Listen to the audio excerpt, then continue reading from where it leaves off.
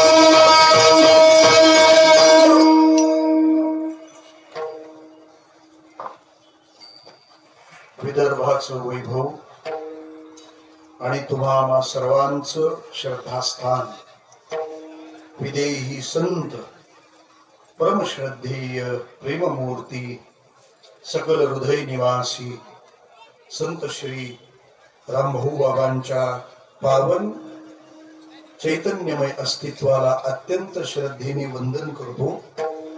भगवान स्वरूप आपणा सर्व श्रोते सज्जनांच्या चरणी नतमस्तक होतो. कीर्तन सेवेकरिता आपल्या पुढे सादर केलेला अभंग जगद्गुरु तुकाराम महाराज यांचा असून काला या प्रकरणातील आहे.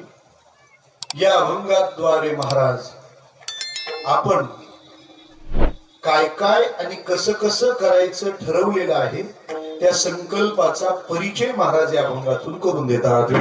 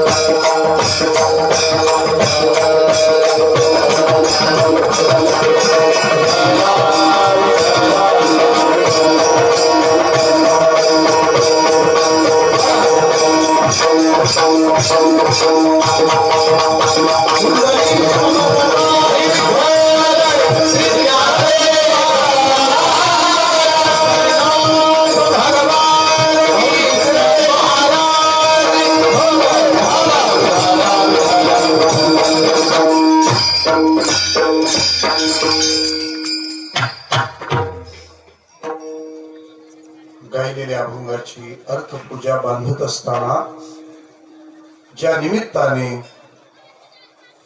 हा भक्ती मंडप इतक्या श्रद्धेने फुललेला आहे भरलेला आहे त्या निमित्ताचा परिचय अगत्याचा आहे.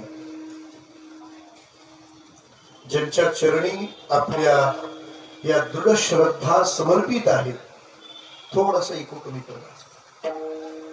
त्या श्री सद्गुरु महाराजांचा हा 92वा जयंती उत्सव आहे आणि त्या निमित्ताने आपण या स्थानामध्ये या संस्थेच्या आणि सर्व भाविकांच्या संयोगाने सहयोगाने हा भव्य दिव्य असा उत्सव संपन्न करत आहोत. त्यातली आजची महाराजांच्या जन्मोत्सवाची जयंती उत्सवाची म्हणजेच काल्याची कीर्तन सेवा माझ्या वाट्याला आलेली आहे. आमची सर्व आदरणीय वारकरी शिक्षण संस्थेची मंडळी या ठिकाणी महाराज मंडळी उपस्थित आहे. सर्व गायक वादक आपल्या विदर्भाचं भजनी वैभव टाळांचा ठेका कमी पडावा यासाठी खुट्यांचा ठेका घेऊन आपण कीर्तन करत आहोत. विठाला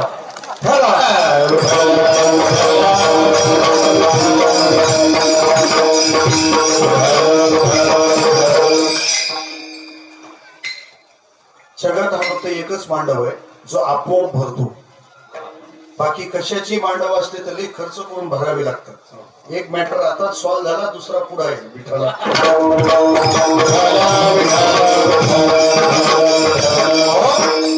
आपल्या सर्वांच्या श्रद्धा महाराजांच्या चरणी समर्पित आहे. श्रोते हो, या जगामध्ये काही अत्यंत दुर्लभ बाबी असतात, पण भगवत कृपेसाठी त्या लागतात आणि त्या भगवत कृपेनेच मिळतात. ही मोठी मौज आहे. लागतात कशासाठी? देवाची कृपा व्हावी म्हणून. आणि मिळतात कशाने? देवाच्याच कृपेने. जगद्गुरु शंकराचार्य विवेक चूडामणी नामक ग्रंथामध्ये त्याचा उल्लेख करतात. दुर्लभं त्रयमेवेतत् देवानुग्रह हेतुकम मनुष्यत्वम मुमुक्षुत्वम महापुरुष संश्रया. तीन गोष्टी देवाच्या अनुग्रहासाठी लागतात आणि देवाच्याच अनुग्रहाने मिळतात. मनुष्यत्व, शरीर नाही म्हटलं, हा मनुष्यत्व म्हटलंय म्हणजे माणूस. पण मनुष्य हा माणूस असतोच, पण माणूस हा मनुष्य असेलच याबद्दल शंका आहे. किंवा काय चाललंय? माणूस मनुष्य. देवाला अवतार माणसाला मनुष्य बनवण्यासाठी घ्यावा लागतो. मनुष्यासाठी अवतार घेण्याचं काही कारण नाही, कारण त्याला कळलेलं आहे आपण कसं वागलं पाहिजे, आपण कसं जगलं पाहिजे. या जगाला नीतिमूल्य समजावण्याकरता देव अवतार घेत असतो. आणि ती नीतिमूल्य ज्याला कळलेली पटलेली असतात तो मनुष्य. मग आता माणसं जास्त आहेत का मनुष्य जास्त आहेत? तुम्हालाच विचारलेलं बरं. सोपं सांगतो मी तुम्हाला. शहरामध्ये पाणी पिण्यासाठीची एक जागा बनवलेली असते. तिथं तुम्हाला सगळ्यांना शहरात पाणी पिता येतं. त्याला पाणपोई म्हणतात, बरोबर? त्या पाणपोईला पाणी ठेवलेलं आहे कोणासाठी? आपल्यासाठी. त्या पाणपोईला पाणी मिळतं ते कोणासाठी? आपल्यासाठी. ते पाणी पिण्यासाठी जो ग्लास ठेवलाय तो कोणासाठी? आपल्यासाठी. आणि त्या ग्लासाला जी साखळी लावून ठेवली ती कोणासाठी? आता दुसरीकडे ढकलू नका.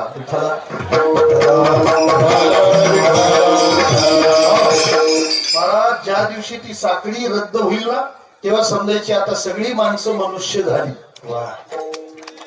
ती साखळी आपल्यासाठीच आहे ना. पाणपोई कोणासाठी? आपल्यासाठी. ग्लास कोणासाठी? आपल्यासाठी. आणि मग त्या ग्लासाला साखळी कोणासाठी? आपल्यासाठी. काय भरोसा आहे का तो पण घेऊन गेला तर? कारण ग्लास नेणारा क्लास पण आहे विठाला. कारण जर तसा धोका नसताना महाराज तर सगळ्यांनी कीर्तनाला येताना नव्या चपल्या घालून आले असते. आता मी तुम्हाला विचार, कीर्तनाला येताना नवी चप्पल घातली पाहिजे का जुनी? चोरदार काय म्हणणार? फार विश्वासू आहे ते म्हणतात नवी घालून आले पाहिजे. ज्यांनी नवी घालून आली त्याचा बीपी काय तो तुम्ही मोजलेला दिसत नाही कधी. किंवा तुम्ही चोपदार असल्यामुळे तुमच्या चपलीला धोका नाही, बाकीच्याच काय विठ्ठल. मनुष्यत्व मुमुक्षुत्व काही मी उद्धार पावेन, काही कृपा करील नारायण. आणि हे सगळं घडण्यासाठी एखाद्या महापुरुषाचा सहवास.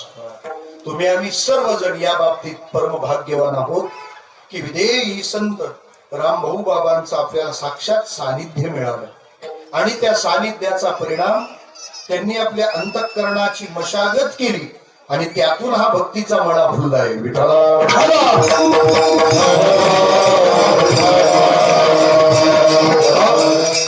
आपण संतांचं ऐकलं पाहिजे, आपण संतांचं म्हणणं जीवनात उतरवलं पाहिजे.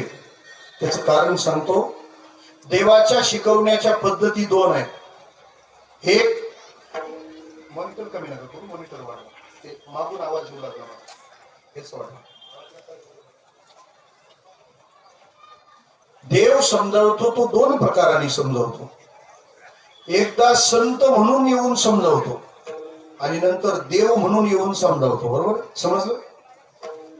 जेव्हा तो संत म्हणून येऊन समजावतो तेव्हा शास्त्र घेतो, आणि जेव्हा देव म्हणून समजावायला येतो तेव्हा शस्त्र घेतो. कुठलं पाहिजे बोला? जर आम्ही शास्त्र समजून नाही घेतलं तर आपल्याला समजावायला घेऊन या चक्र गदा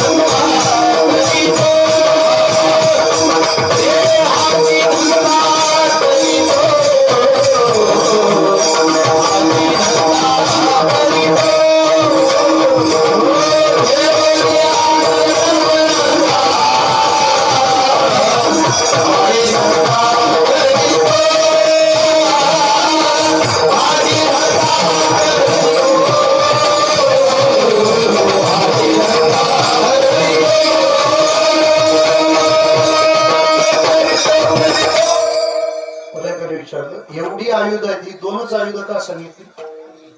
घेऊन या चक्र आणि गदा, पण ती दोनच लागतात. चक्रम असेल त्याच्याकरता चक्र आणि गदा असेल त्याच्याकरता गदा. विठाला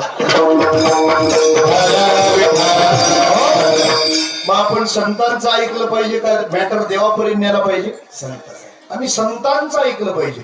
आणि श्रोतेहो, संत खूप जास्त लोकांना खूप कमी वेळेत समजावू शकतात. काय समजावले ज्ञानोबारायांनी? दोनच शब्दात, 3 शब्दात, हरी मुखे म्हणा, संपलं. काही चौथा शब्द सुद्धा लागला नाही. 3 शब्दात हरी मुखे म्हणा, हरी मुखे म्हणा, झालं काम. तसं त्या संतांनी आपल्याला जे समजावलंय ते जर आपण समजलो ना, आपल्याने अख्ख्या जगातल्या कटकटी मिटतील. सांगतो मी आपल्याला. सगळ्या संतांच्या सगळ्या शिकवणुकीचा विचार केला तर नीती मूल्याकरता संतांनी तेव्हा जे समजावलंय तेच प्रॉब्लेम आज ते न ऐकल्यामुळे आहे.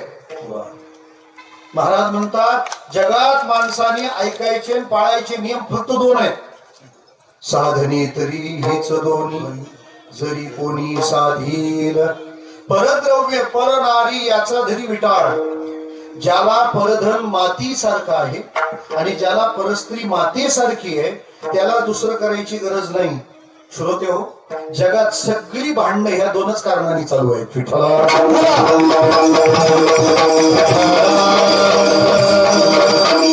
या जगामध्ये सेक्युरिटी नावाचा शब्द या 2च गोष्टींमुळे जन्माला आलाय. मला सांगा ना, छत्रपती शिवरायांना मेहनत का करावी लागली? त्या मेहनतीत सिंहाचा वाटा बुलढाणा जिल्ह्याचा आहे. विठ्ठला,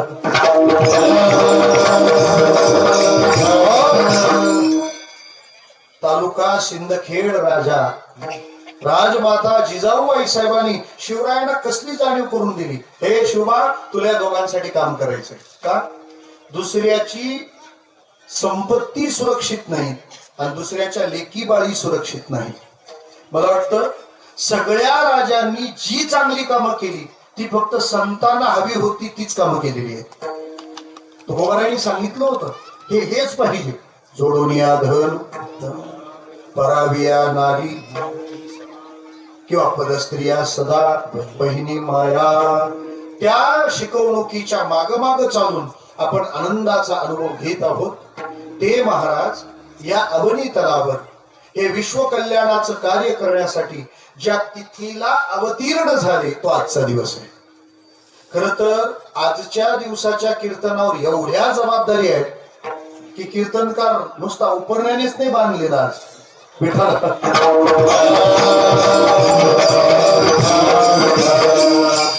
पहिलं कारण, आज वसंत ऋतू सुरू झाला म्हणून आजच्या दिवसाचं नाव काय?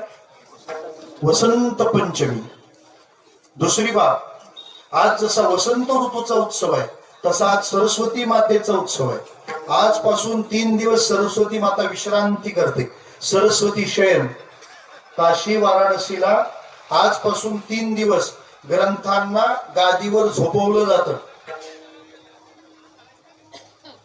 पण हे काशीवाल्याला करू द्या, आपण असं काही करू नका. कारण आपल्या ग्रंथाला कायमचाच आराम आहे. विठ्ठला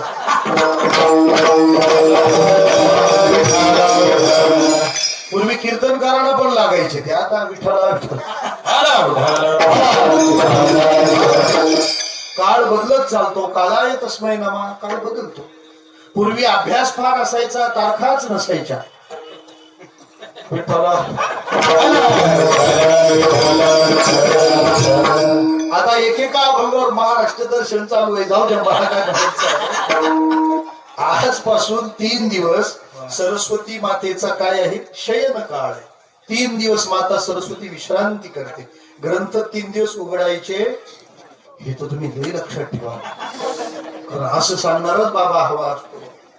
3 दिवस ग्रंथ उघडायचे नाही, म्हणजे 362 दिवस रोज उघडायचे, हे त्याच्यातच आलं.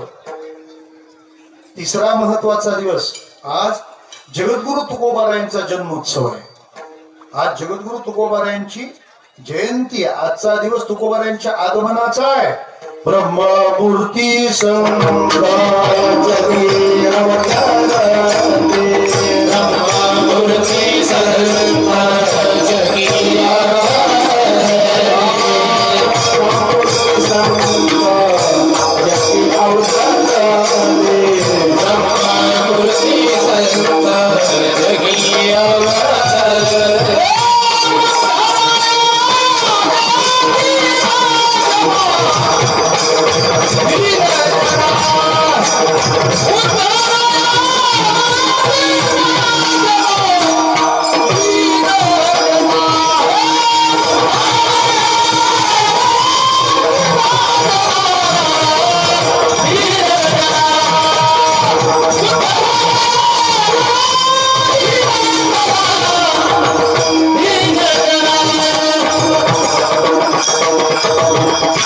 ब्रह्ममूर्ती संत जगी अवतरले, उद्धराया आले दीन जना.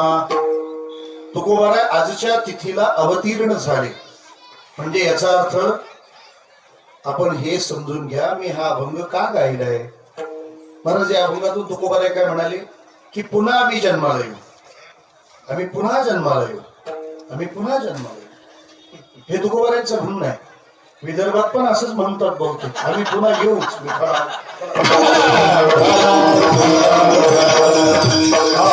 बरं, तुम्ही पुन्हा येऊ तर आम्ही वेळेत येऊ. राहू द्या, नका फार मेहनत घेऊ. त्याला समृद्धी हायवेला बघायला लागेल तुम्हाला. मला म्हणायचं काय आहे, तुकोबाराय म्हणाले की आम्हाला पुन्हा जन्म घ्यायचा आहे, पुन्हा जन्म घ्यायचा आहे. त्याच तुकोबारायांनी त्याच तिथीला पुन्हा जन्म घेतला, तो बुलढाणा जिल्ह्यात. तुकोबारायांची जन्मतिथी आणि विदेही संत रामभाऊ बाबांची जन्मतिथी एकच आहे. तिथीच्या संबंधाने तेच तत्व इथं पुन्हा जन्माला आलं.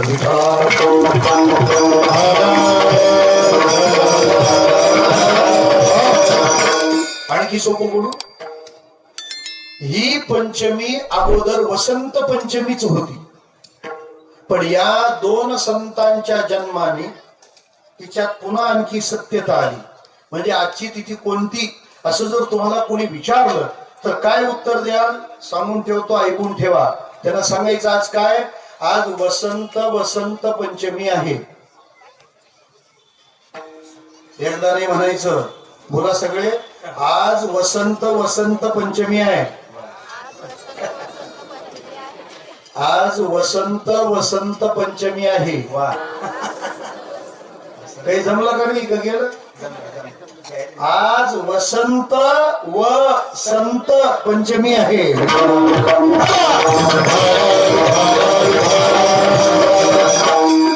वसंत पंचमी व संत पंचमी हे आपल्या ध्यानात आलं पाहिजे. कधी कधी होत नसतं ते. येडीला सासरा माहेर सारखंच विठाला.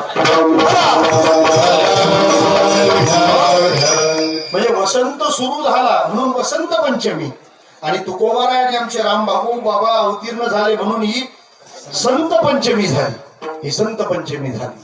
श्रोते हो, वसंत व संत दोघे सारखेच आहेत का? एक सुरू झाला का प्रकृती सुधारते आणि दुसरा आला का प्रवृत्ती सुधारते. हे दोघातलं समानपण. वसंत येतो तेव्हा कसं असतं, तो यायच्या वेळेला काहीच दड नसतं. कारण वसंत ऋतूच्या आधीचा ऋतू कोणता आहे? बरोबर, शिशिर. कोणता ऋतू आहे? सध्या ऋतूंचा अंदाजच येईना. म्हणजे हिवाळ्यात जो पाऊस पडतो त्याला हिवसाळा म्हणतात, पावसाळ्यात जे ऊन पडतं त्याला पानसाळा म्हणतात. करता काय त्याला? त्यामुळे त्याचं काही खरं राहिलं नाही. म्हणजे हा ऋतू कोणता आहे आणि सुरू काय झाले काहीच कळे ना. म्हणजे ऋतू पण आता माणसांसारखा झाला. विठ्ठल, कारण 4 दिवस झाले कोण कोणाचे काही कळेच ना. जाऊ दे, मला काय म्हणायचं आहे, वसंत ऋतू यायच्या आधी शिशिर ऋतू असतो. आणि शिशिर ऋतूचं वैशिष्ट्य पानगळ. सगळी झाडं बोडकी उघडी बोडकी झालेली असतात. थंडावा खूप असतो, पानं टिकत नाही, गळून जातात. रशियामध्ये आता इतका हिवाळा जोरात सुरू झाला, इतकं बर्फ पडलंय की बिल्डिंगचे 4-4 माळे बर्फाखाली आहेत. आता झाडावर एकही पान नाही. मग अशा पानगळ झालेल्या निसर्गाला वसंत ऋतू घेतो आणि आपल्या करिश्म्याने काय करून ठेवतो माहितीये? ज्ञानोबारे वर्णन करतात, जैसे ऋतुपतीचे द्वार वनश्री निरंतर ओळगे फळभार लावण्याची. वसंत ऋतू 2 गोष्टी देतो. एक, सृष्टीला सफल करतो आणि सृष्टीला सुंदर करतो. ओळगे फळभार म्हणजे सफल आणि लावण्य म्हणजे सुंदर. विठ्ठला,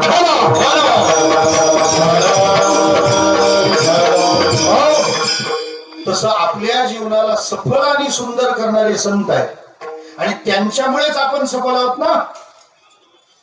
जन्मालो त्याचे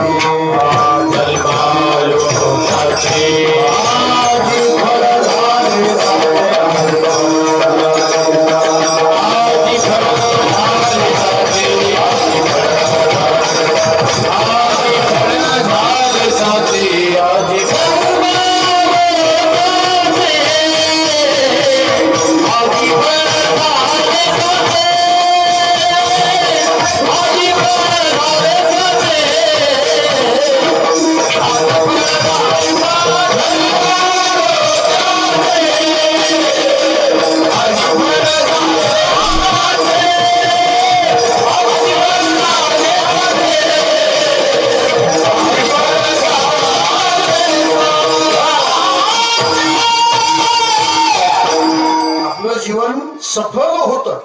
जसं वसंत ऋतूच्या येण्याने निसर्ग, तसं संतांच्या येण्याने आपण. महाराज, असा हा वसंत ऋतू आपल्या जीवनामध्ये या संतांनी फुलवला. त्यांच्या जयंती उत्सवाचा हा काळ आहे. या उत्सव समितीच्या वतीने याच विश्वस्त व्यवस्थेतील आपल्या परिसरातील बाबांच्याच जणू मानस कन्या कीर्तनकार हरिभक्तीपारायण आदरणीय उषाताईंनी माझ्याशी हा संपर्क केला आणि अत्यंत व्यस्ततेतून, गडबडीतून, धावपळीतून बाबांच्या दर्शनाचा योग त्यांनी मला आणून दिला. अभंग जगद्गुरु तुकाराम महाराजांचा आहे. या अभंगात ते पुन्हा जन्माला येण्याची भाषा करतात. मी पण ठरवलं जन्माच्या दिवशी जन्माचीच भाषा बरी. विठ्ठला,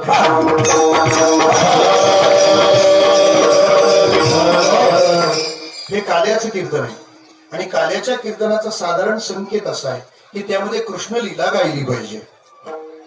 आपल्या पूर्वसूरींनी घालून दिलेली परंपरा आहे आणि सगळ्या परंपरा विज्ञाननिष्ठ आहेत. त्याच्यामध्ये मागे शास्त्र आहे. आपल्या धर्मात अशास्त्रीय असं काहीच नसतं, काहीच नसतं. काही काही धर्मांचे काय हाल आहे तुम्हाला काय सांगू. ते सांगतात इलेक्ट्रॉनिक उपकरण वापरू नका आणि ही घोषणा भोंग्यातून येते. विठ्ठला, कोणतं विज्ञान मांडलं तुम्ही का जमेल तेवढं सोयीनं घ्यायचं नाही. आमच्या सगळ्या गोष्टी विज्ञाननिष्ठ आहेत. श्रोते हो, शेवटी कालाच का केला पाहिजे त्याची कारण तर समजून घ्या. हा काला शेवटच्या दिवशी का आला कळलं तर पाहिजे ना आपल्याला. पहिली बाब, 8 दिवस कीर्तन होतात, त्याचा उद्देश एकच असतो, आपल्या अंतःकरणात देवाबद्दल प्रेम निर्माण व्हावं. दुसरा उद्देश नाही. आता कीर्तन दुसऱ्या उद्देशाने होत असते तो भाग वेगळा आहे. पण भक्तियोग वर्धनम यच्च कृष्ण संतोष हेतुकम. आधी महाराजाला फेटा बांधतानाच लोक सांगू लागली, महाराज जरा हसवा. ते महाराज आणलाय का जोकर आणलाय. कीर्तनाचा उद्देश काय आहे?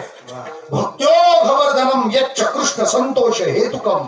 भागवत म्हणतं आपल्या अंतःकरणातला भक्तीचा ओघ वाढावा म्हणून कीर्तन आहे.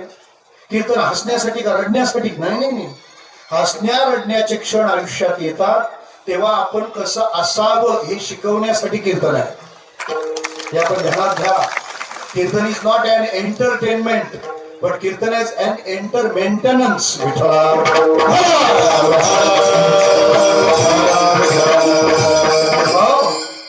काय होतं, खेड्यापेड्यात थिएटर वगैरे काही नसतं, त्याच्यामुळे लोकांना एका Maharaj all in one cocktail juice.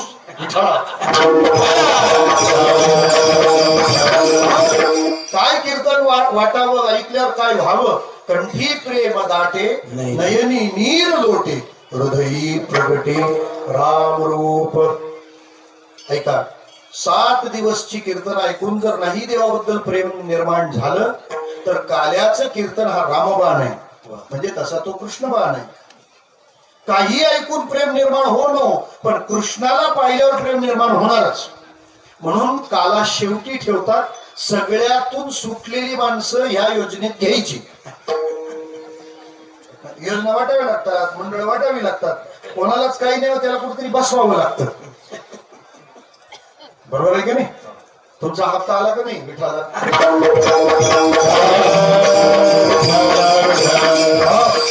बऱ्याच सप्त्यात भगिनींनी हप्ता दिलाय का?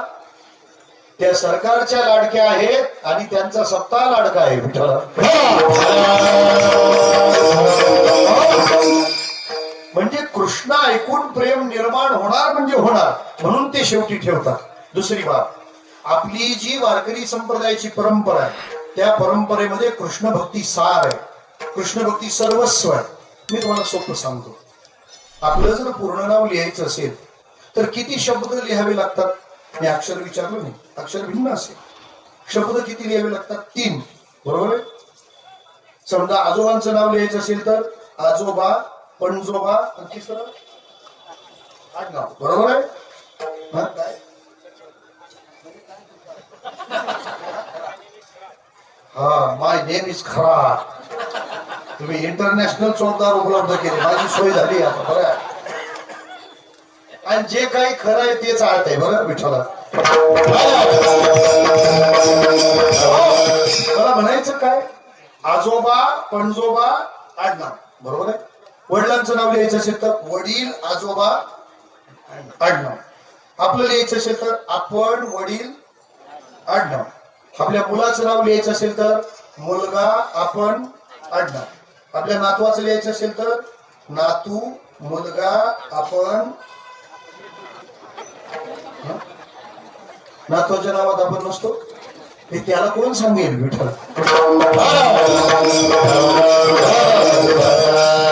कारण तो जन्माला आल्यावरच सांगतो, आजोबा मी नातू, मी नातू, मी नातू, मी नातू. तरी पण हा त्याच्यासाठी फलटणून वारी सोडून येतो विठ्ठल. म्हणजे आडनाव लिहिल्याशिवाय नाव पूर्ण होत नाही. बरोबर आहे. आडनाव लिहिल्याशिवाय नाव पूर्ण होत नाही. तसं कृष्ण हे आमचं आडनाव आहे, ते लिहिल्याशिवाय उत्सव पुरा व्हायचा नाही. पुढ हे पाव कृष्ण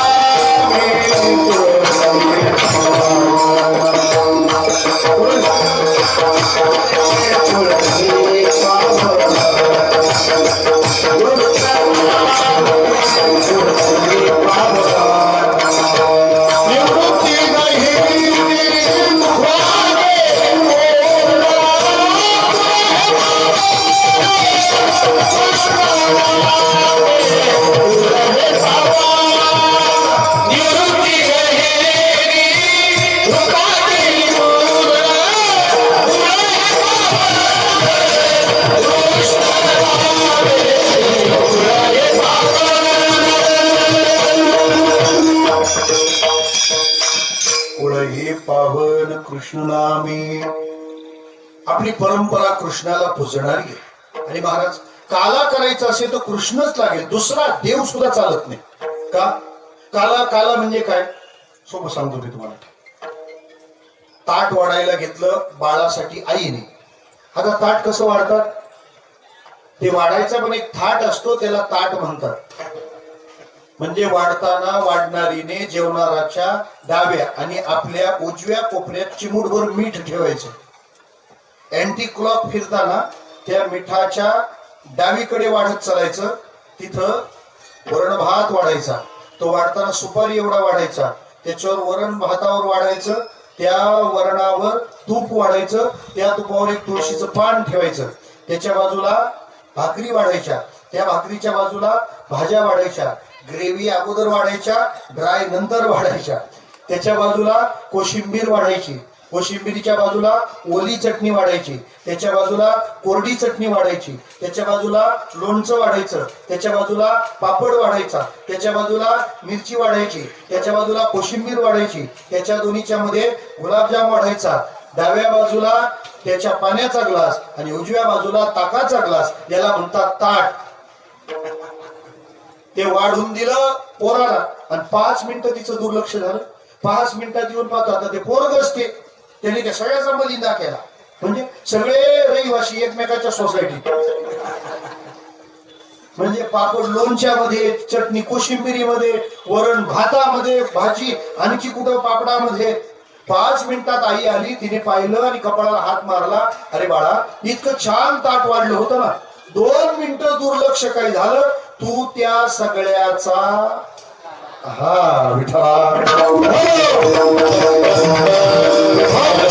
त्या सगळ्याचा तू काय केला? काला. काला म्हणजे सगळं एकत्र येणं. सगळं एकत्र येणं. आणि सोपं सांगू महाराज, जगामध्ये वारकरी संप्रदायाचाच एक असा मांडव आहे जिथं काला होऊ शकतो. का? यातायाती धर्म नाही विष्णुदासा. निर्णय हा ऐसा वेदशास्त्री. इथं जात पाहिली जात नाही. लय डोक्याला ताण नको तुमच्या. त्याला 5G लागतं विठाला.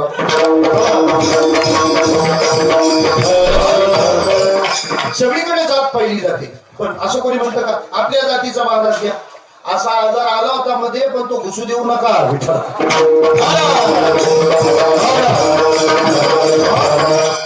अरे याची जात आहे ती का? सद्गुरु जोग महाराजांनी आपल्याला काय शिकवलंय? सगळ्या जातीपातीला बाहेर हाकलून दिलं आणि वैष्णव ही एकच जातो. आज याची फार गरज आहे. फोडणाऱ्यांना काय ते कोणत्याही निमित्ताने फोडतील, कसोटी जोडणाऱ्यांची. महाराज काला कृष्ण करू शकतो, कारण सगळ्यांना एकत्र आणतो. म्हणजे कृष्ण असला की ब्राह्मण येतात, कृष्ण असला की क्षत्रिय येतात, वैश्य येतात, शूद्र येतात. का? कृष्ण सगळ्यांचा रिप्रेझेंटेटिव्ह आहे, प्रतिनिधी. कृष्ण ब्राह्मण आहे का? गीता सांगतो. कृष्ण क्षत्रिय आहे का? शिशुपालाचं मुंडकं उडवतो. कृष्ण वैश्य आहे, द्वारका बांधतो. आणि कृष्ण शूद्र आहे, पांडवांच्या घरी उष्ट्या पत्रावळी उचलतो. विठ्ठला. असा काला कृष्णाने केला. तो काला परंपरेत आणलाय. तुकाराम महाराजांचा अभंग आपल्या पुढे ठेवलाय. खरं तर हा अभंग नाही, ही 4 प्रश्नांची 4 उत्तर आहे. मी सांगतो, तुम्ही लक्षात घ्या. तुम्ही काय करणार आहात? तुम्ही का करणार आहात? तुम्ही कसं करणार आहात? आणि तुम्ही कुठं करणार आहात? या 4 प्रश्नाची 4 उत्तर म्हणजे 4 चरण आहेत. मी तुम्हाला खुलासा करून देतो. काय करणार आहात? पुढती उपजोनिया येऊ दैवात काला खाऊ. काय करणार आहात?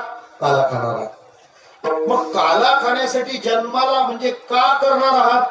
कारण जिथं आम्ही आत्ता आहोत वैकुंठी तो ऐसे नाही कवळ काही काल्याचे. काय करणार आहात? पहिलं चरण. का करणार आहात? दुसरं चरण. कसं करणार आहात? तिसरं चरण. एकमेका सिस्टम काय खाण्याची? सुके घालू बरी. का कसं करणार आहात? तिसरं चरण. कुठं करणार आहात? तुका म्हणे वाळवंट विठ्ठला.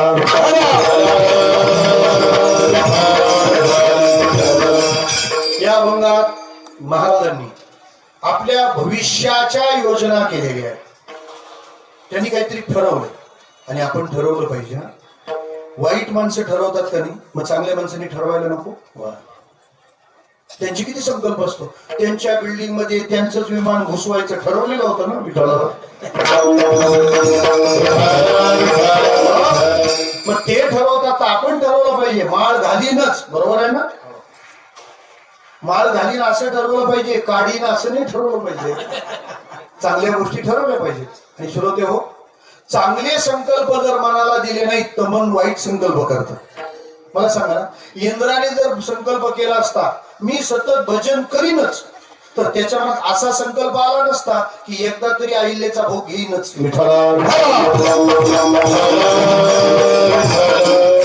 भजन करीनच संकल्प केला असता तर इंद्र वैकुंठात असता.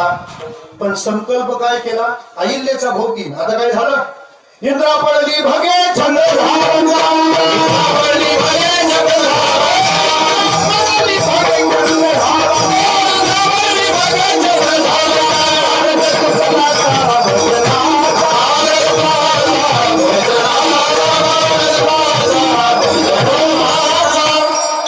त्याच्या अंगाला छिद्र पडली, झाला पुरंदर सहस्र नयन.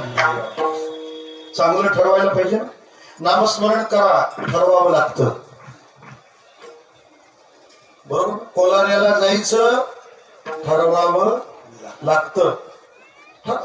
वाईट गोष्टी न ठरवता करतात लोक, आणि चांगल्या गोष्टी करायच्या सुद्धा ठरवत नाही. ठरवलं पाहिजे, मी देणगी देईनच, मी पंगत घेईनच, असं ठरवलं पाहिजे. एवढं आपण ना यंदा पंगत नाही घेतली, पंगत नाही दिली सोप्याला. अरे पंगत दिली नाही असं नाही, राम भाऊ बाबाने यंदा तुझी घेतली नाही. विठ्ठल तू तुझी फाईल चेक कर, काय घोळ केला काय माहिती, सेवा अंतरली. श्रोते हो, संतांच्या सेवा आपण आपल्या क्षमतेने करू शकत नाही, त्यांना आवडली तर ते घेतात. आज कोलाऱ्यामध्ये तुम्ही ठरवलं तुम्ही आले असं नाही, आमच्या बाबांनी ठरवले तुम्ही आले पाहिजे, तेवढीच माणसं आली. जे घरी राहिले ना, समजा त्यांचं रिझर्वेशन कॅन्सल झालंय. विठ्ठल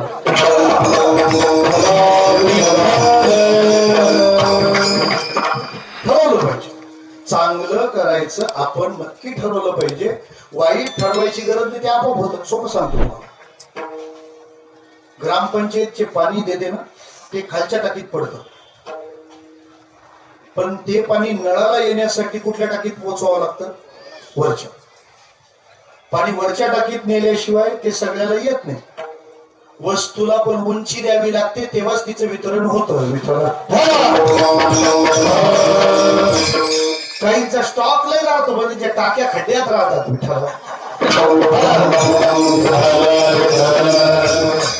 टाकीचं पाणी जगाला मिळायला टाकी कुठे ठेवावी लागते, वर ठेवावं लागते, उंचीवर ठेवावं लागतं. मग त्यासाठी खालच्या टाकीला आपण काय बसवतो, मोटर. कितीची, 1 2 बरोबर. आणि ती चालू केली का पाणी कुठल्या टाकीत पडतं, वरच्या. मी तुम्हाला सोपं विचारतो, इकडच्या शब्दांना विचारतो. आसामे महाराज, खरात आसामे. खालच्या टाकीला 2ची मोटर लावल्यावर जर वरच्या टाकीत पाणी जात, पण वरच्या टाकीतून पाणी खालच्या टाकीत आणायला कितीची मोटर लागेल, का बरं. असं थोडं जायला तिकीट आहे, यायला फुकट आहे. गरज नाही, पाणी वर चढवायला मोटर लागते, खाली आणि नुसता कॉक पिळा की धो धो. कीर्तनाला माणसं हळूहळू येतात आणि भांडाऱ्याला एकदम बसतात.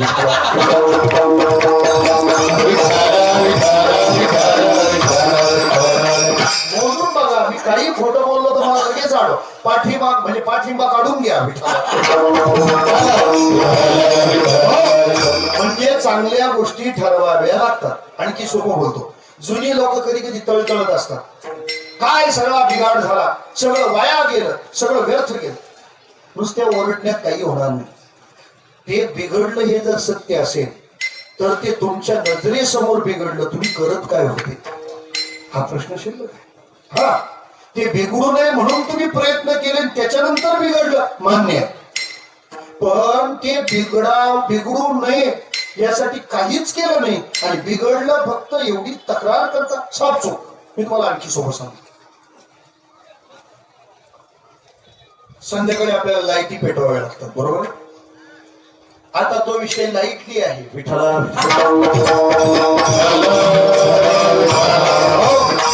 अख्ख्या जगातले बल्ब बंद करणारा हा एकच बल्ब आहे. श्रोते हो, ऐका. जर संध्याकाळ झाली तर लाईट पेटवावी लागते ना. माझा प्रश्न असा आहे की संध्याकाळी आपल्याला लाईट पेटवावी लागते म्हणजे अंधार वाढलाय का उजेड कमी झालाय? बोला बरं. जो काळोख जाणवतो, तो जो काळोख आता जाणवतो, तो काळोख वाढलाय म्हणून का उजेड कमी झालाय म्हणून? हा, उजेड कमी झाला म्हणून. काळोख वाढला म्हणून उजेड कमी झाला असं नाहीये ना. तर तसं आहे, काळोख वाढला उजेड कमी कमी होत गेला नाही ना. मग कसं आहे, उजेड कमी होत गेला म्हणून काळोख वाढत गेला. आता मी तुम्हाला पुढचं विचारतो. मग उजेड कमी झाला याला उजेड कारण का काळोख? हा गणिताचा पेपर. प्रश्न सोपा आहे आणि तुम्ही उत्तर दिलंय आधी. तुम्ही काय म्हणाले? काळोख वाढला म्हणून नाही उजेड कमी झाला, उजेड कमी झाला म्हणून काळोख वाढला. मग जर काळोख वाढला तर काळोखाला काळोख जबाबदार का उजेड जबाबदार? बरोबर आहे. ठीक आहे. या जगात वाईट माणसं वाईट काम करतात, चांगली माणसं चांगलं काम करतात. जर चांगलं काम कमी होतंय आणि वाईट काम जास्त होतंय तर याला वाईट माणसं जबाबदार का चांगली माणसं जबाबदार? विठ्ठला परत विचारतो. काळोख वाढला उजेड कमी झाला याला काळोख जबाबदार का उजेड जबाबदार? उजेड जबाबदार. मग चांगलं काम कमी झालं आणि वाईट काम वाढलं त्याला वाईट माणसं जबाबदार का चांगली माणसं जबाबदार? चांगलीच माणसं. कसं काय? त्याचं कारण आहे, तुम्ही चांगलं काम वाढवलं नाही त्याच्यामुळे त्यांचं वाईट काम त्याच्यात वाढून गेलं. म्हणजे जगात जे वाईट वाढलंय ते चांगल्यामुळे वाढलंय. विठ्ठला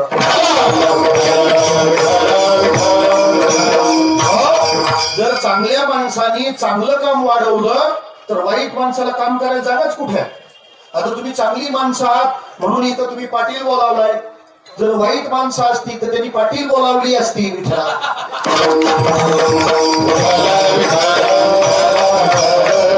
आता सगळं व्हेरिएशन मिळतं त्याला करता काय? म्हणजे चांगल्या माणसांनी चांगले संकल्प केले पाहिजे, चांगल्या माणसांनी चांगले निर्णय केले पाहिजे, चांगलं करायचं चांगल्याने ठरवलं पाहिजे. आपोआप होईल. आळशी माणसांचा देव होत नसतो. तुम्ही करायचं ठरवा तरच होईल.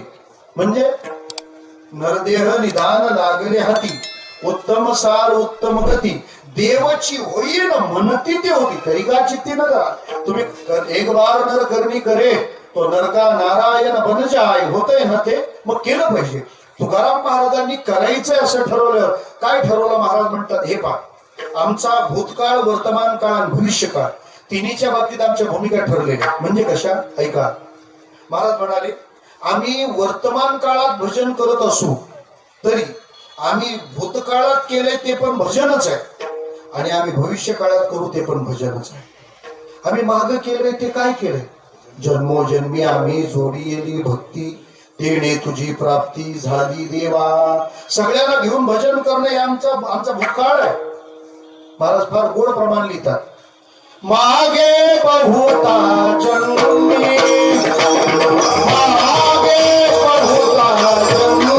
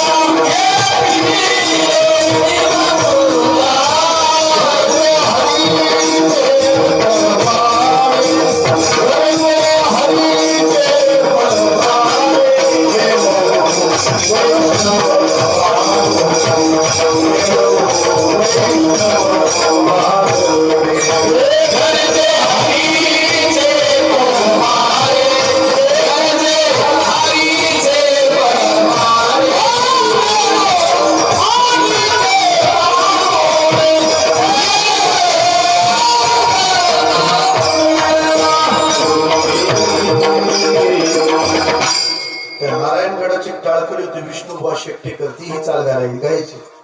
मागे बहुता जन्मी हेची करीत आलो आम्ही, भवताप श्रमी दुखे पिढीले निवमुत्या, गरजो हरीचे पवाडे, गरजो हरीचे पवाडे, मिळवू वैष्णव वागणे.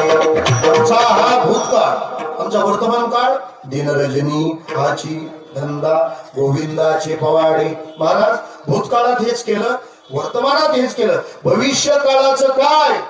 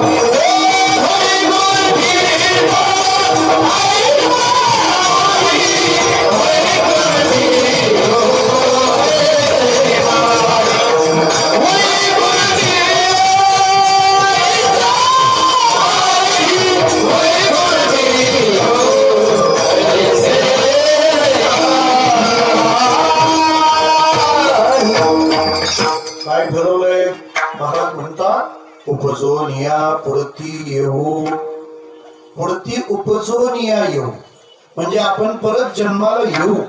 खर तर जन्म आणि मरण ही गोष्ट अशी आहे, आपण येऊ म्हटल्याने ते येता येत नाही आणि जाऊ म्हटल्याने जाता येत नाही. जन्म मरण आपल्या अधीन नाही आहेत, आपण जन्म मरणाच्या अधीन आहे. आपल्याला पाहिजे तिथं जन्म म्हटल्यावर सगळे अँटिलियातच जन्माला आले असते विठ्ठला. आपलं रेशन कार्ड पिवळं का? कारण आपल्या हातातच नाही ना जन्म घेणं हातात ना मरण हातात. काही माणसाला जगण्याची हौस आहे आणि मरण दारात ठेपलंय. काहींचे फोनच मरण उचली ना विठ्ठला. तुकोबारे म्हणतात आम्ही जन्माला येऊ, याचा अर्थ जन्म महाराजांच्या हातात आहे. त्याचं उत्तर असं आहे, जन्म कोणाच्या हातात नसतो. पाप कर्म आणि वासना या तीन गोष्टी शिल्लक आहेत ना, मग जन्म आपल्या हातात नाही. ते ठरवतं. जन्मा येणे घडे पातकाचे मूळ, जन्म घेणे लागे वासनीच्या संगे, आणि आगा कर्मी जय उरावे. कर्म पाप वासना या गोष्टी तोपर्यंत त्याच्यानुसारच जन्म आहे. मग संत महात्मे कसं म्हणू शकतात की मला जन्माला यायचंय, मी जन्माला येऊ शकतो? त्याचं कारण ते त्यात स्वतंत्र आहे. पाप नाही, कर्म नाही आणि वासना नाही. मग आता त्यांचा जन्म काय? अवतार विठ्ठला. त्यांचा जन्म ही लीला आहे. येतो जातो आम्ही देवाचे सांगा, तुका म्हणे गात देव ना. आम्हाला वाटलं आम्ही आलो, आम्हाला वाटलं आम्ही चाललो. आमचं येणं आमच्या पद्धतीने, आमचं जाणं आमच्या पद्धतीने. बाकीचे कसे गेले तुकाराम महाराज म्हणतात मला काही घेणं नाही. मग आपण इथून विमानातच बसून जाणार, सत्य. आणि ते विमानातच बसून गेले. ज्यांना हे मान्य नाही त्यांची विमानं घरीच आहेत.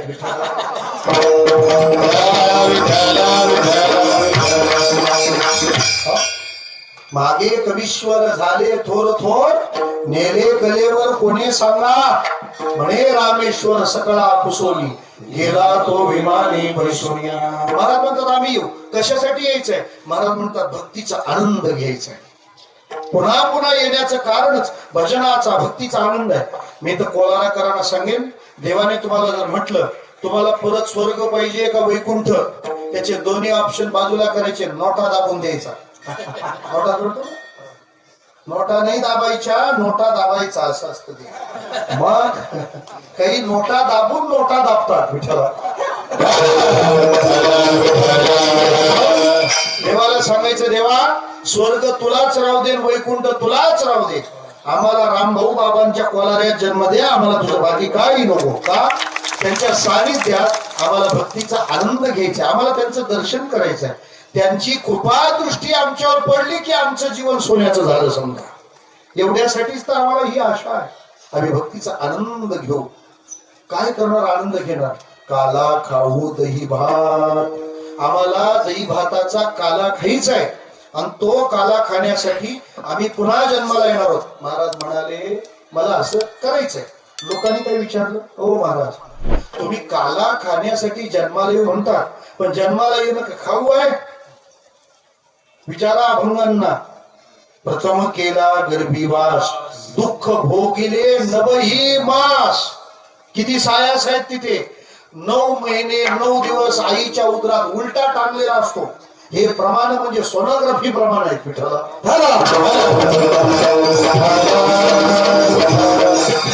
आता ज्या लोकांना प्रश्न पडेल सोनोग्राफी नंतर आली, अभंग आधीचे. हे कसं काय कळलं? मातेची उदर कुहरी, पचोनी विष्टेच्या दाथरी, उकडोनी 9 मासवरी, जन्म जन्मोनी मरती, विष्टाले पचोकडी, नाकी तोंडी कृमी किडी, गर्भवासाचे दुःख गाडे कोणापुढे सांगणार? जन्म मरणाची दुःख आहेतच ना. मग एवढी जन्म मरणाची दुःख सहन करून आणि तरी तुम्हाला काला खायला यायचं म्हणजे कमाल झाली विठ्ठला. महाराज म्हणाले हे सगळं खरं असलं तरी माझं जरा शांतपणे आहे का? काय? वैकुंठाचा निवास आनंददायी असताना तुम्हाला जन्माला यायचंय म्हणजे एकाला सांगितलं सरपंच पदाचा राजीनामा द्या. देईल का कोणी सांगा? अहो त्याचा पिरियड कंप्लीट झाला तरी तो राजीनामा देईना. तो असं सांगून थोडा देणार आहे? द्या राजीनामा. सरपंच देईल देईल नाही तो मी मेहनत करून आलो, तुम्ही कोण मला सांगणार राजीनामा द्या? पण एक सरपंचाने लगेच राजीनामा दिला. का? त्याला वरून फोन आला राजीनामा द्या, लगेच दिला. पण नुसता फोन आला आणि राजीनामा दिला असं झालं नाही. त्या फोन मध्ये त्याला असं सांगितलं गेलं आमदार बनवायचंय, सरपंच पदाचा राजीनामा द्या विठ्ठला. आता द्याल का नाही राजीनामा? आता बरोबर झाले तयार लगेच. म्हणजे सरपंच पद सोडणं हे वाईट आहे, पण आमदारकीचा आनंद असेल तर मग सरपंच पद सोडायला काय हरकत आहे? एखाद्याला म्हटलं यंदा आम्ही तुमचं प्रवचन नाही ठेवलं बरं, तर तरी पण त्याला बरं वाटलं का यंदा कीर्तन ठेवलं होतं विठ्ठला.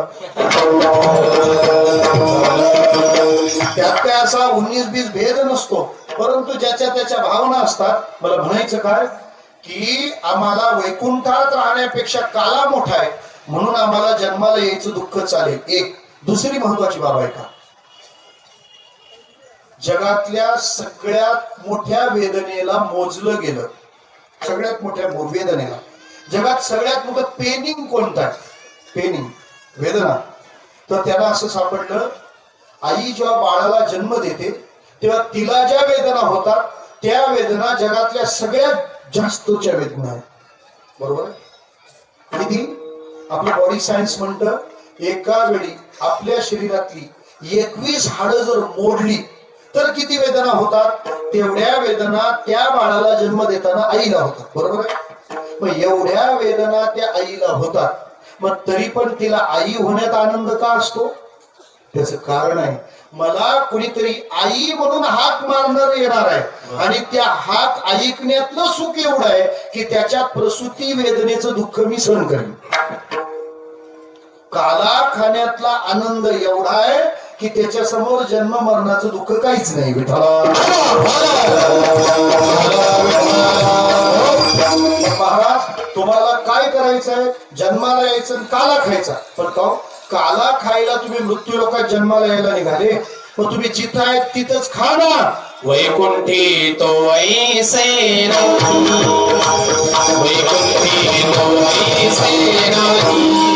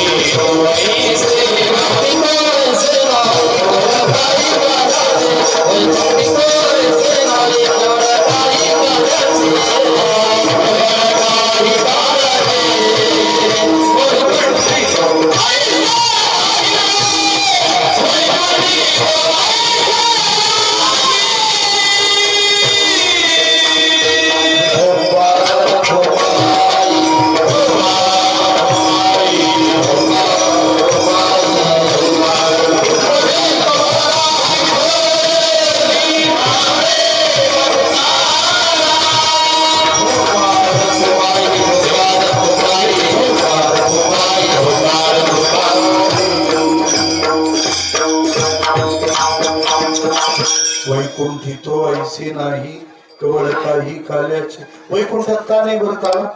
काला फक्त देवात नसतो, काला फक्त भक्तात नसतो. काला देव आणि भक्त दोघे लागतात. वैकुंठात भक्त सुद्धा देव होऊन जातो. चतुर्भुज नर होऊन ठेले, सगळे देवच झाले. मग आता काला कसं काय होणार? काला व्हायला देवही पाहिजे आणि भक्तही पाहिजे, आणि तो तसा काला वैकुंठात मिळत नाही, तिथं मिळत नाही. म्हणून तो जिथं मिळतो तिथं जावं लागतं. आणि तो काला कुठे आहे? तो इथं आहे ना, वैकुंठात नाही आहे काला. सांगतो आपल्याला, सगळ्यात पहिला काला उत्तर प्रदेश या राज्यात झाला. कोणत्या नदीच्या किनारी? तुम्हाला उत्तर दे ना, जमुना का? हा, ते पहिला जमुना तीरावर म्हणजे यमुनेच्या तीरावर काला झाला. कुणी केला? कृष्णा. सगळ्या गोपाळांना एकत्र केले. वाकड्या, बोबड्या, पेंद्या, सुदाम्या, त्रिदाम्या, मधुमंगल सगळ्यांच्या शुद्धोऱ्या एकत्र केल्या, त्या कालवल्या आणि देवाने सगळ्यांना भरवलं. जगामध्ये सामाजिक समरसतेचा पहिला प्रयोग यमुनेच्या तीरावर झाला. आता सरकारला जातीयता नष्ट करायची आहे म्हणून तुम्हाला जातीचा दाखला घेऊन बोलवलंय. विठ्ठल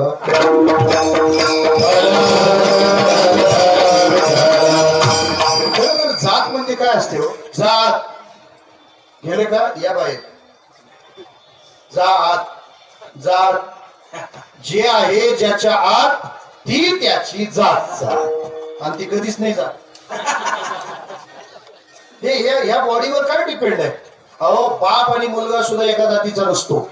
हिरण्यकश्यप, प्रल्हाद, भाऊ वेगळ्या जातीचे असतात. रावण, विभीषण, आईन पोरग वेगळं आहे. भरत, कैकेयी हे कुठं सारखे?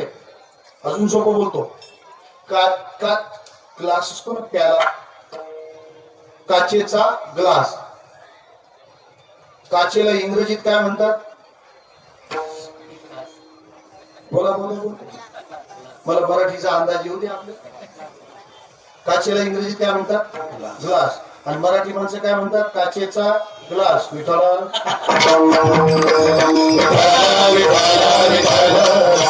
एकाने अनाऊन्स केला, लेडीज बायका उठा. अरे लेडीज म्हटल्यावर बायका का म्हणाला? चुकीची मिस्टेक आहे. काय डोक्याला हिड्या काय? परत रिपीट करू. आवाज तिथे एकाने म्हणाला, उजवीकडे राईट घ्या. विठाला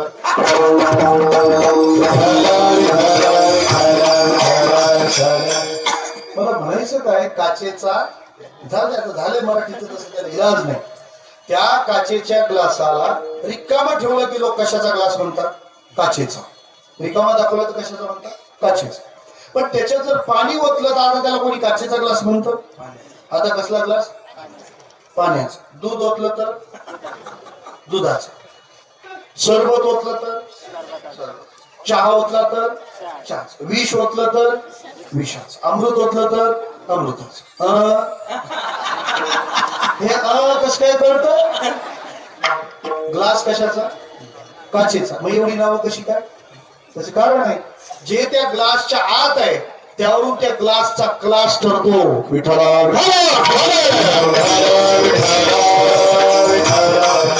महाराज म्हणतात असं कुठंच नाही, ते फक्त इथंच मिळतं. कृष्णाने यमुनेच्या वाळवंटात काला खाऊ घातला.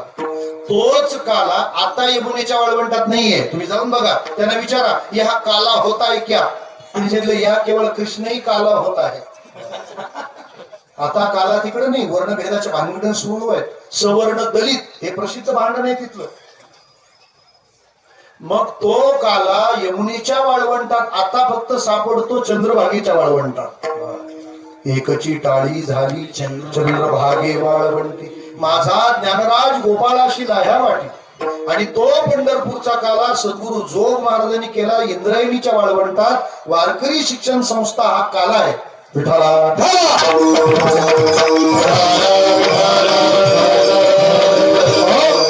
महाराज काय करणार कळलं, जन्माला येऊन काला खाणार. का जन्माला येणार ते पण कळलं, वैकुंठात नाही म्हणून. कसं खाणार? एकमेका देऊ मुखी सुखे घालो हुंबरी. काला आपला आपण खायचं नसतो, पहिल्यांदा दुसऱ्याला भरवायचं असतं. ही किती सुंदर भावना आहे. सेवी तो हा रस वाटी तो अनिका. मी दुसऱ्याचा विचार पहिल्यांदा करीन म्हणून काला खायला घालताना पहिल्यांदा समोरच्याला भरवायचं असतं. भरवायचं असतं. भरवणं चांगलं असतंय, मग कोणी पण भरवलं तरी काही फरक पडत नाही. पिठाला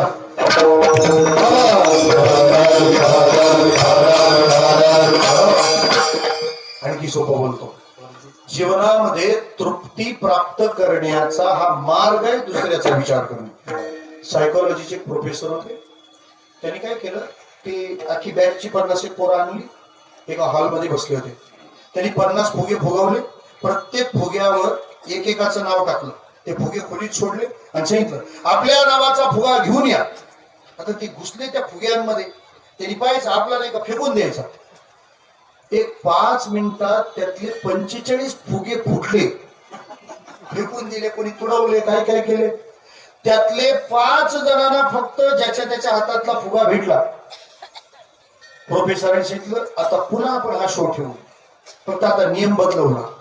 प्रत्येक फुग्यावर एकेकाचं नाव लिहिलं आणि सूचना अशी केली की मगाशी तुम्ही तुमचा फुगा शोधत होते, आता तसं करायचं नाही.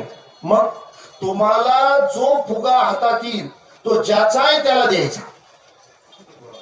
महाराज 5 मिनिटात 45 फुगे फुटले होते, 5 जणांच्याच हातात आले. 1 मिनिटात प्रत्येकाच्या हातात आपल्या नावाचा फुगा होता. कशाचा परिणाम? एकमेका देऊ. ज्याचं त्याला देऊ लागा. आपलं तोपर्यंत आपल्यापर्यंत कोणीतरी येणारच आहे ना. महाराज म्हणतात, असं आम्ही काम करणार आहोत. कुठं? तुका म्हणे वाळवंट भरवे नीट उत्तम देवादी देवा जगत देवादी देवा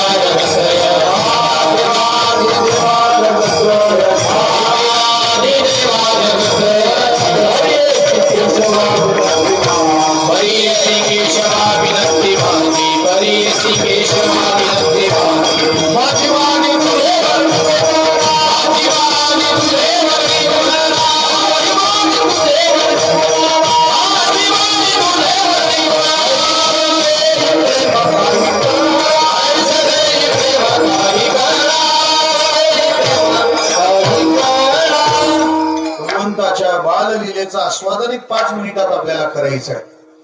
भगवंताच्या लीला वर्णन कराव्यात, कारण त्या लीला वर्णन करताना आपलं मन जे आहे ना ते कृष्ण रूप होत.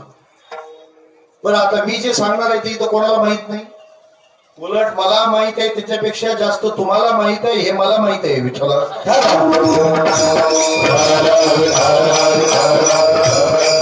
पण श्रवणामध्ये ताकद आहे की माणसाला समाधी एकरूपता. मी सोपं विचारतो, तुमच्याकडे वरण भात बनवतात ना, ते वरण थोडं आंबट असलं पाहिजे असं आहारशास्त्र आहे. मग त्या वरणाला आंबट बनवायचं असेल तर त्याच्यात काय काय टाकलं जातं? चिंच. चिंच चिंच टाका, पण चिंच काहीच टाकू नका. चिंच टाका. अजून आंबट म्हणजे काय? टोमॅटो, आमसूल. अजून आमच्याकडे कोकम टाकतात. मुंबईत कोकम कोकणातलं आहे ते. ती चिंच जी टाकतात आंबट होण्यासाठी, ती चवीला कशी असते? आंबट. तर पिकलेली चिंच जास्त आंबट असते का कच्ची? आता काही कच्चे निघाले, काही पिकलेले निघाले. पिकलेली चिंच थोडी गोड होत जाते, पण जी कच्ची असते ना, तुम्ही बघा, ती असा दगड घेतात, असा फटका झाडावर मारतात, धपकन 4-5 आकडे पडतात. मग त्याच्यानंतर काही जण मीठ मसाला घेऊन जातात, काही ना न्यावा लागत नाही, त्यांच्याजवळ लई असतो, कशाला पण लावून सांगतात ते. तो मीठ मसाला घेऊन जातात. मग ती चिंच पाडलेली असते, एवढा लांब आकडा असतो, ती अशी मधून धरायची, कर्कन मोडायची. ती जिथून मोडली जाते ना, तिथून असं आंबट पाणी ते वाहायला लागतं. मग त्या चिंचेचं ते एकतो त्या मीठ मसाल्यात असं बुडवायचं आणि दाढेमध्ये धरायची आणि अशी कर्कन चालायची. आहा, मला बोलता येईना. माझा प्रश्न तुम्हाला असा आहे, चिंच बघितली तुम्ही? नाही. तुम्ही खाल्ली? नाही. मी आणली? नाही. मग चिंच फक्त तुम्ही ऐकली ना. श्रोते हो, एक चिंच ऐकली तर आपल्या तोंडाला पाणी आलं. चिंच ऐकल्याचा आपल्यावर इतका परिणाम झाला, कृष्ण ऐकल्याचा काहीच नाही होणार का? विठ्ठला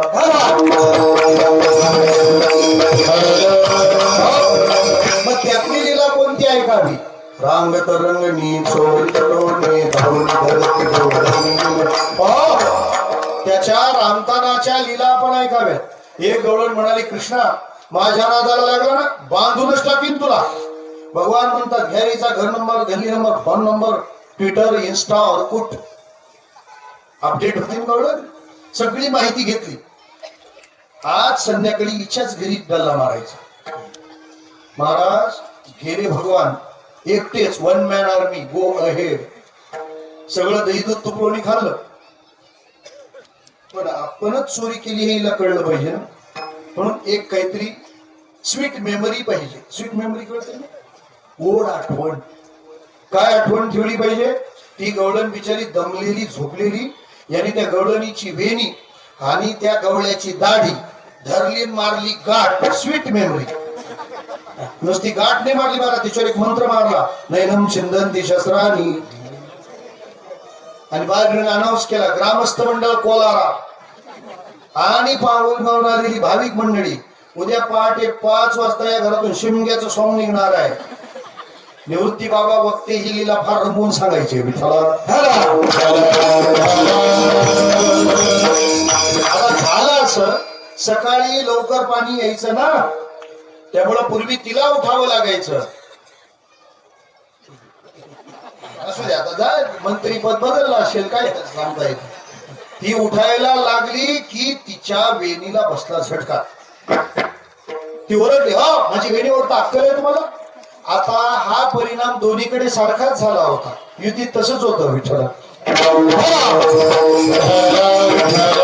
तिच्या वेणीला बसला तसा त्याच्या गाडीला बसला. तो म्हणतो, मस्त होऊन माजली धांगडी करशी ओढावडी मध्ये लागली. ते चाचपून पाहतात, थांबा थांबा थांबा नाही, कोणीच कोणाचं काहीच ओढलेलं नाही. काय पडलीये? गाठ. गाठ पडली हे त्यांना कळलं, पण अजून कोणाशी पडली ते कळायचं होतं. तो म्हणतो, सोड पटकन. ती म्हणते, सुटेच ना. ब्रह्मदेवाने मारलेली गाठ सुटे ना, ही ब्रह्मदेवाच्या बापानं मारलेली गाठ होती. ही कोणाला सुटते? तो ते काम कर, ती कैची घेऊन येत आपण कापून टाकू. ती म्हणते घेऊन ये नाही म्हणायचं आता, मग चला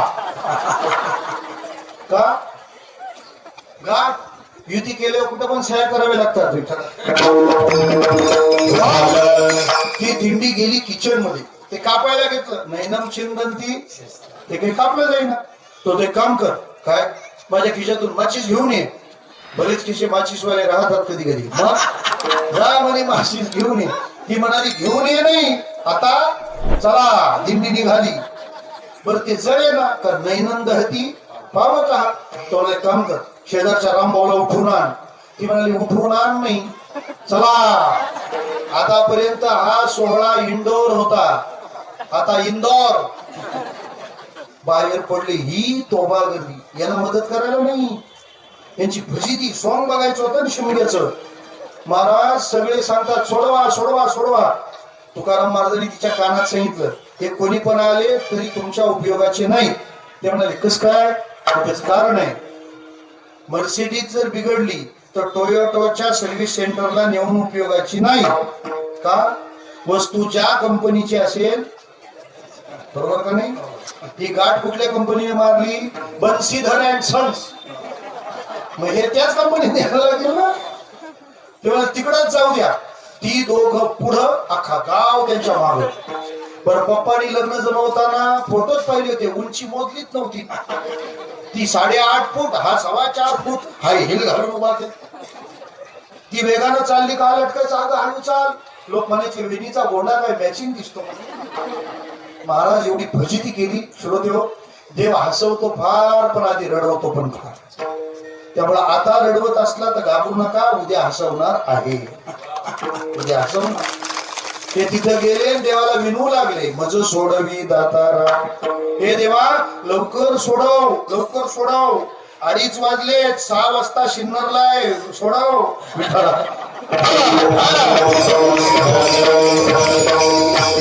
देव म्हणाला म्हणून तर समृद्धी दिलाय ना तुम्हाला, घ्या अशा रिस्की तारखा.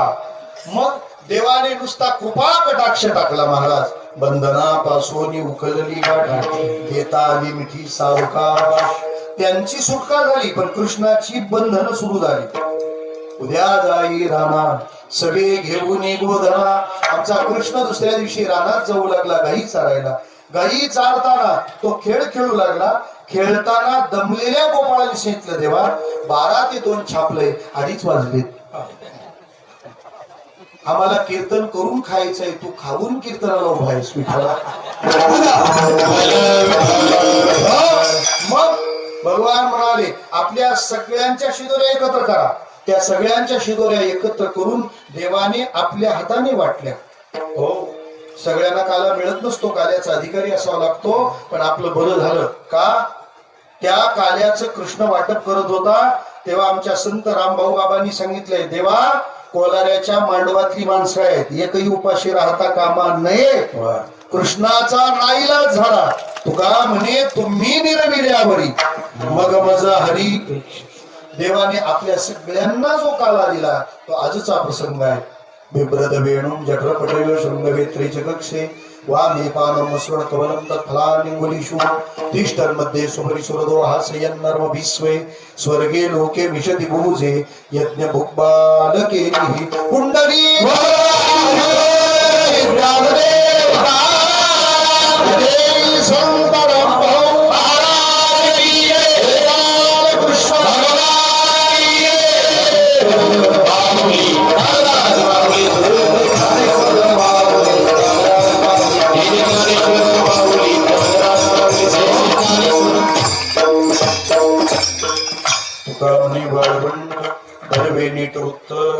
वैकुंठी तो ऐसे नाही कवळ काही काल्याचे.